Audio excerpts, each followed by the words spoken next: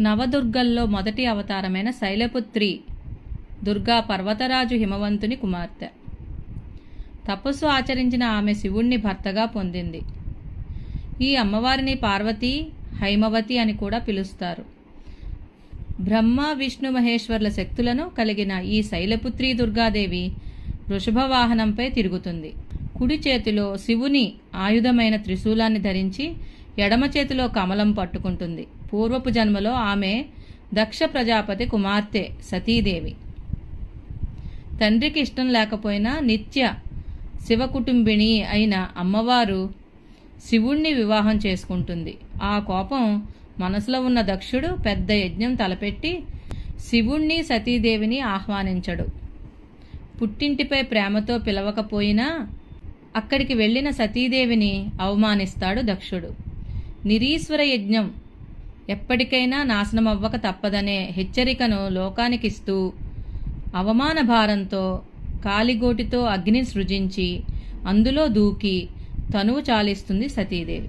తనను దాక్షాయణి పేరుతో కీర్తించవద్దని, అలా పిలిచినప్పుడు వెంటనే దక్షయజ్ఞ వినాశిని అని పిలవాలని శాసించి అంతర్ధానమవుతుంది. ఆ తరువాత తిరిగి శివుడిని వివాహం చేసుకునేందుకు మేనక, హిమవంతులకిచ్చిన మాట ప్రకారం వారికి కుమార్తెగా పార్వతిగా జన్మించింది అమ్మవారు. ఈమెనే హైమవతి, శైలజ, శైలపుత్రి అని రకరకాల పేర్లతో కీర్తిస్తారు భక్తులు. శివ మహాపురాణము, దేవీ భాగవతం వంటి ఇతర పురాణాల్లోనూ సతీ, పార్వతీదేవుల కథలు మనం చూడవచ్చు. ఋతుచక్రానికి అధిష్టాన దేవత శైలపుత్రీదేవి. నందిపై కూర్చుని మూలాధార చక్రానికి తన ప్రయాణాన్ని ప్రారంభిస్తుంది ఈ అమ్మవారు. లౌకికంగా తండ్రి హిమవంతుడి నుంచి భర్త శివుడును వెతుక్కుంటూ ప్రయాణించింది శైలపుత్రీదేవి.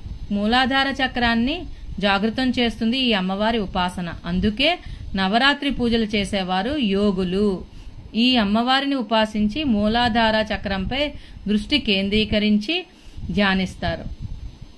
యోగపరంగా నవరాత్రుల్లోని మొదటి రాత్రి చాలా పవిత్రమైనది, కీలకమైనది. ఈ రాత్రి శైలపుత్రి దుర్గాదేవిని ధ్యానిస్తే ప్రకృతి స్వరూపిణి అయిన దుర్గాదేవిని చేరుకునేందుకు సులభంగా ఉంటుందని అంటారు. ఆశ్వయుజ శుక్ల పాడ్యమి రోజున ఈ అమ్మవారిని ధ్యానించడం ద్వారా మనం చేసే ఉపాసన సిద్ధిస్తుంది అని నమ్ముతారు. నవరాత్రులలో మొదటి రోజు అయిన శైలపుత్రీదేవిని ఉపాసిస్తే స్వస్వరూప జ్ఞానం పొంది ఆధ్యాత్మికంగా ఉన్నత స్థానాలకు చేరవచ్చు. శైలపుత్రి దుర్గాదేవి అచ్చంగా పార్వతీదేవి.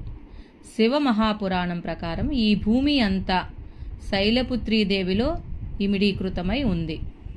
ఈ సృష్టిలోని ప్రకృతి అంతా ఆమె శరీరంలోనే ఉంది. శైలపుత్రీదేవిది పృథ్వీతత్వం. సందర్భశుద్ధి అయిన గుణం గ్రహణ, భేద శక్తులతో ప్రకాశిస్తుంది. శైలపుత్రి దుర్గా ధ్యాన శ్లోకం. వందే వాంఛితలాభాయ చంద్రార్థకృతశేఖరం వృషారూఢాం శూలధరం శైలపుత్రీం యశస్వినీం.